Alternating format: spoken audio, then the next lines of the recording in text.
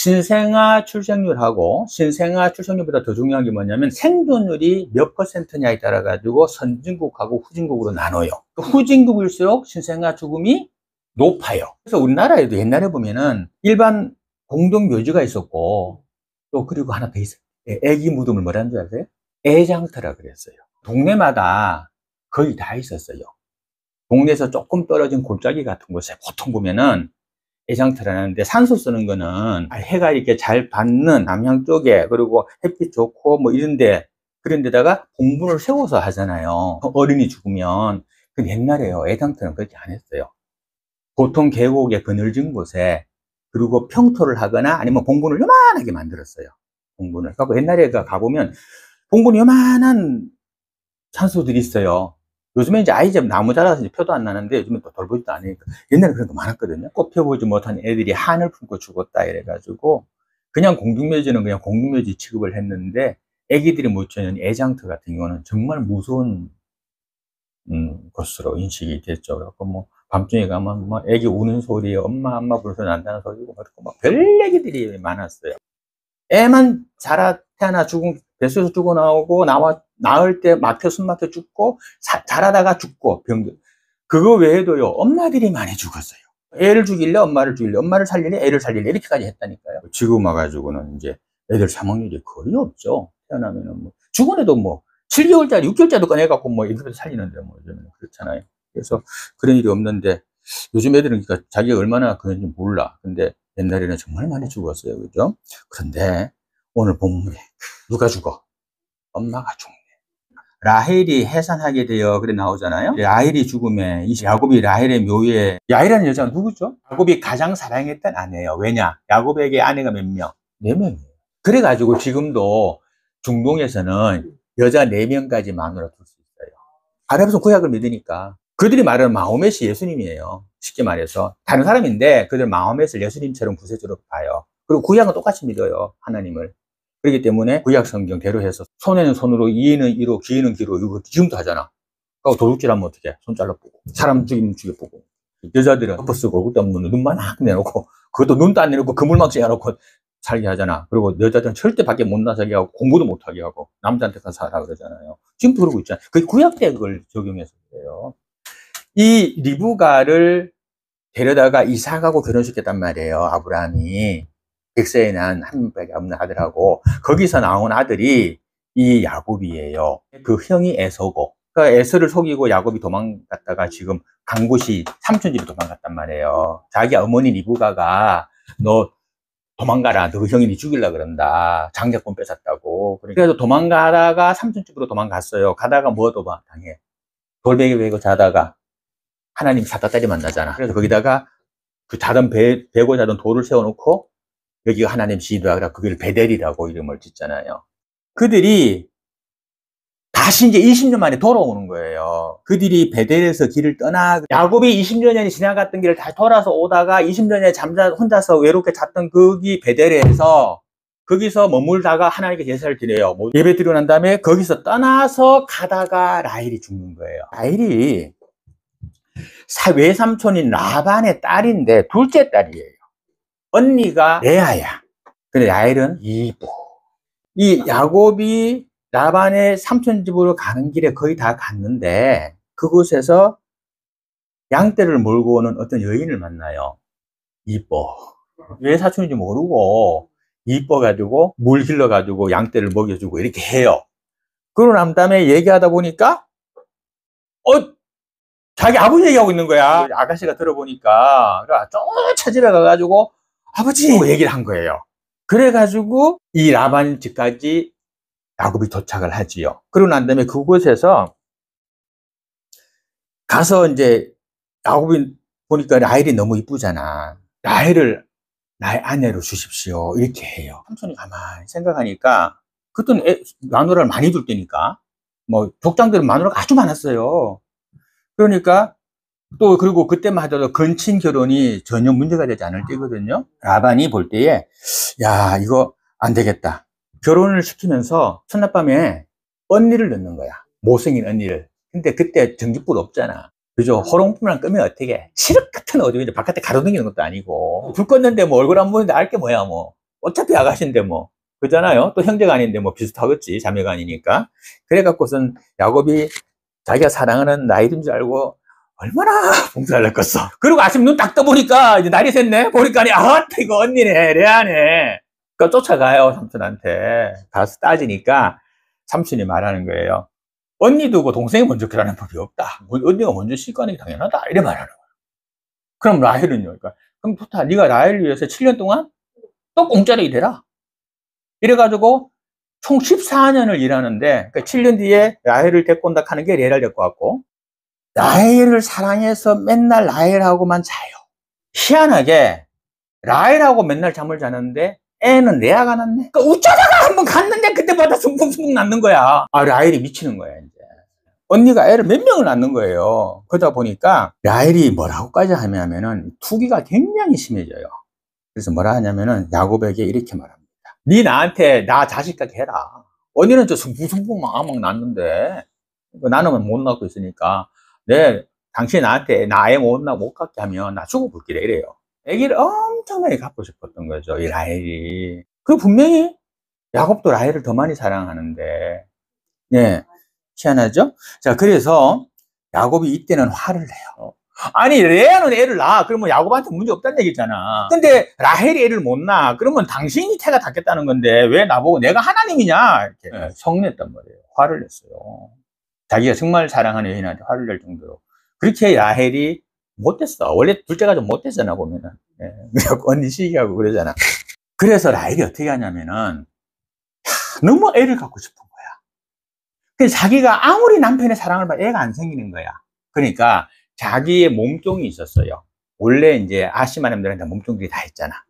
그러니까 이 몸종이 이름이 빌하인데, 이 빌라에게, 야, 니는 내 몸종이니까 가가 곧 내 몸이거든? 그러니까 니가 내 남편하고 자. 그러면 네가 낳은 아이는 내 아이니까 그래서 내가 그 아이를 내가 내 아이 할 거야. 이래 합니다. 그래서 그 빌하가 야곱에게 자게 돼요. 야곱은 좋나 싫으나? 좋나? 이거 뭐 자기가 원하는 것도 아니고 완전히 마누라 때문에. 그래갖고 아기를 낳아요. 이 빌하가. 빌하가 라헬의 몸종인데 세 번째 부인이 되는 거예요. 세 번째 부인이 되는 거예요. 그래가지고 아기를 낳았는데 그 아기 이름이 뭐냐면 단이라고 지어요. 예. 이스라엘 12지파 중에 한 명이에요. 그래서 그 이름을 단이라고 이름을 짓는데 그 뜻이 뭐냐면 하나님이 내 원통함을 들어주셨다 이런 뜻이에요. 하나님이 내가 애를 못 가져 온통이 얼굴 하는 걸 하나님이 나에게 그 소원을 들어주셨다 이런 뜻으로 애 이름을 단이라고 짓고 그리고 그 애를 자기 무릎에 둬요. 무릎에 둔다는 말이 자기가 그 애를 자기 아들로 받았다 이런 얘기예요.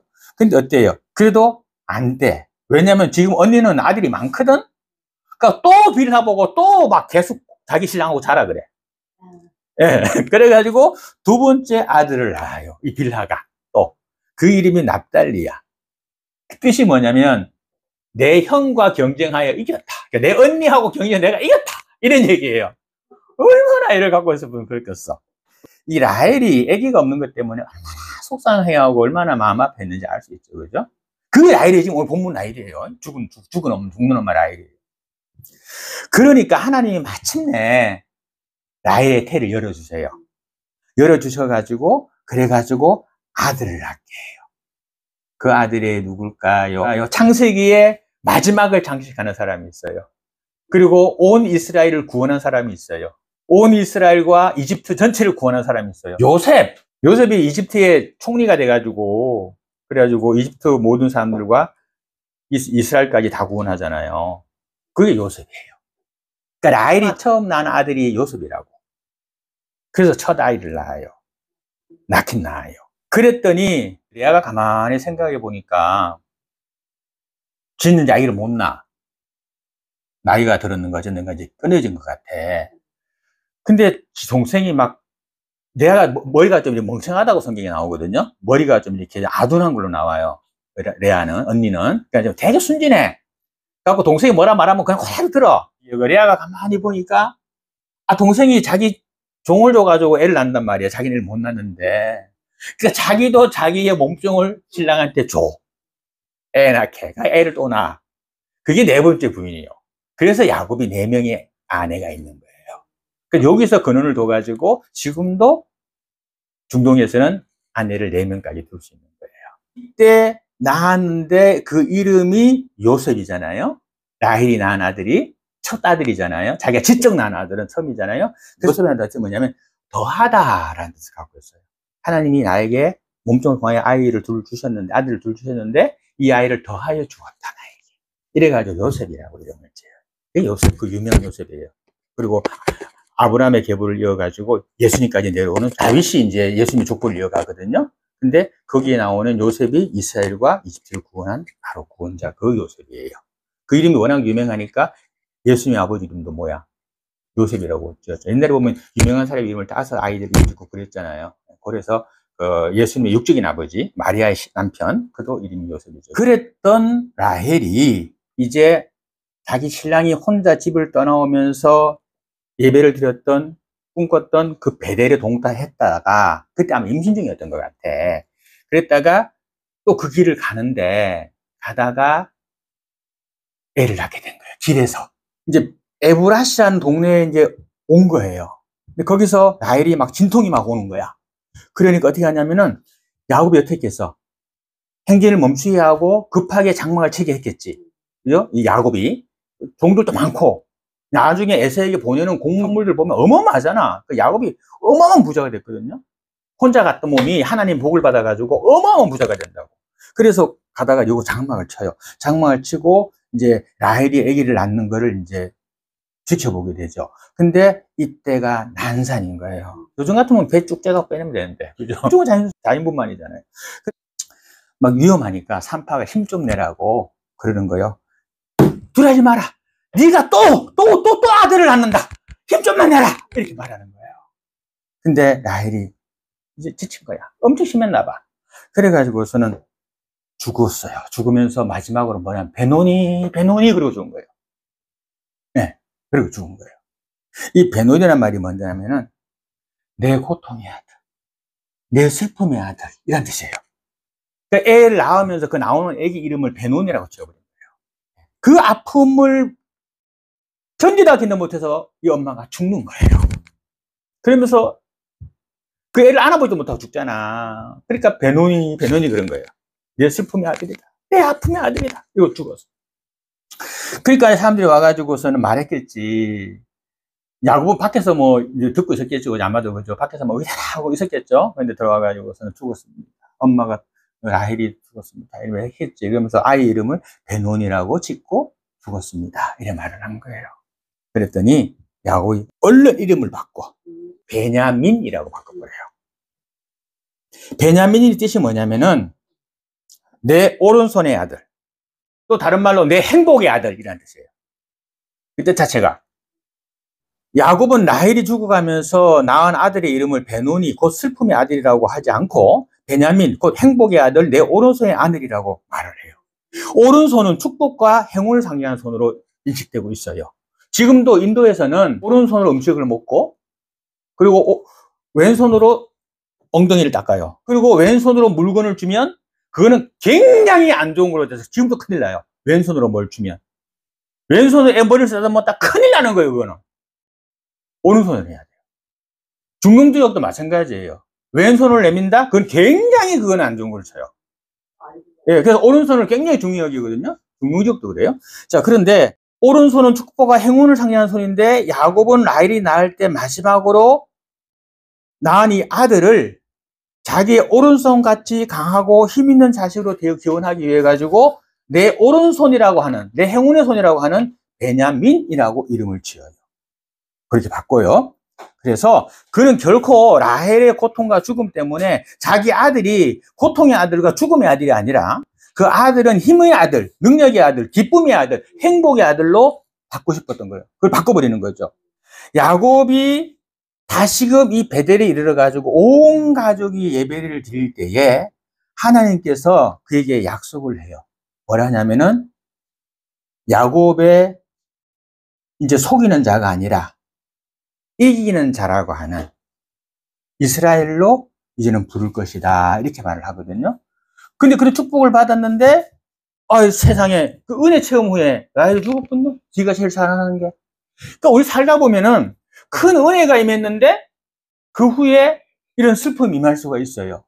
그때 실망하거나 낭망하지 말고, 정말 슬프잖아. 자기가 20년을 이 라헬 하나 때문에 살았잖아요. 그런데 그런 일을 슬픔을 당하더라도 우리 믿음에서 한번 어떻게 해야 되냐면은 그거를 슬픔으로 받는 것이 아니라 거기서 도로 하나님의 힘을 받는 걸로 가야 된다는 거예요. 은혜 뒤에 시험이 와요.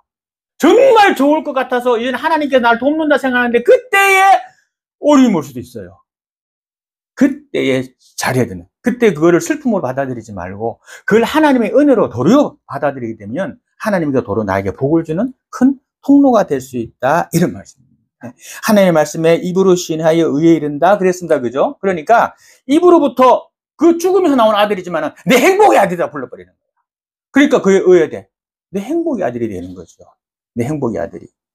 그리고 나중에 그 요셉이 찾을 때 누구 찾아? 자기 하나밖에 없는 동생 베냐민 찾잖아. 베냐민 데리고 오라 그러잖아요. 그때 베냐민 죽었으면 안 됐겠지. 근데 그 베냐민은 그때까지 잘 살아 있었거든? 그러니까 요셉이 그 베냐민을 보고 통곡하고 우는 거예요. 형님들이요. 내가 당신들이 팔았던 바로 그 요셉이니이다. 나는 지금 애굽의 총리이지만 당신들이 나를 노예로 팔았던 요셉이니이다. 이렇게 말한단 말이에요. 그 과정 속에 이 베냐민이 있었으면 그것도 가능해지는 거예요. 만약에 자기한테 못되게 형들이 죽이려고 했던 것처럼 만약에 그 형들이 베냐민을 죽였어 봐. 어디 됐겠어? 그죠? 어디지 모르는 거예요. 라헬은 자기의 일시적인 고통을 이기지 못하고 하나님의 택하여 오신 아들을 자신의 고통과 연결시켜서 내 고통의 아들이라고 그랬어요. 그죠? 하지만 하나님은 그런 아들조차도 베냐민이라고 축복의 아들이라고 불러주시는 분이 누구냐? 하나님이시라는 거예요. 그러니까 여러분에게 있어서 여러분이 볼 때에 자녀나 뭐나 볼 때에 그 자녀나 누구가 참 못난 것 같아. 그리고 진짜 미운 것 같아. 그래도 그 자녀도 하나님이 사랑해 주시는 아들이란 말이에요. 하나님이 사랑해 주신 자녀예요.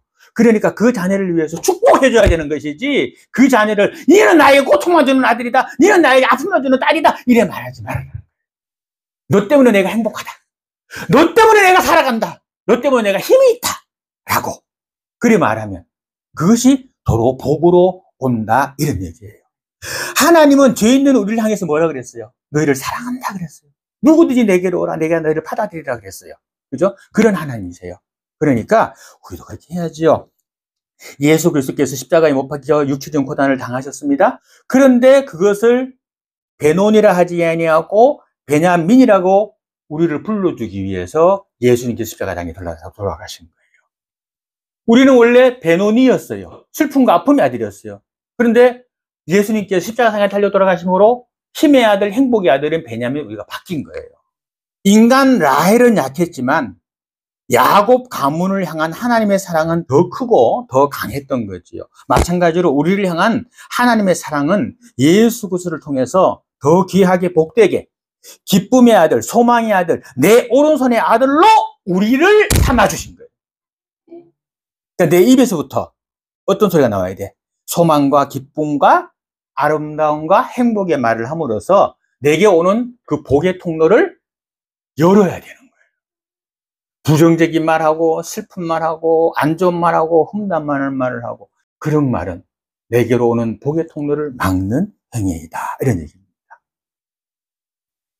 이제는 아멘으로 화답하고 우리가 입을 벌릴 때 베논이가 아니라 베냐민이라고 입을 벌림으로써 우리 가정과 우리의 삶 속이 복되기를 주님으로 축원합니다.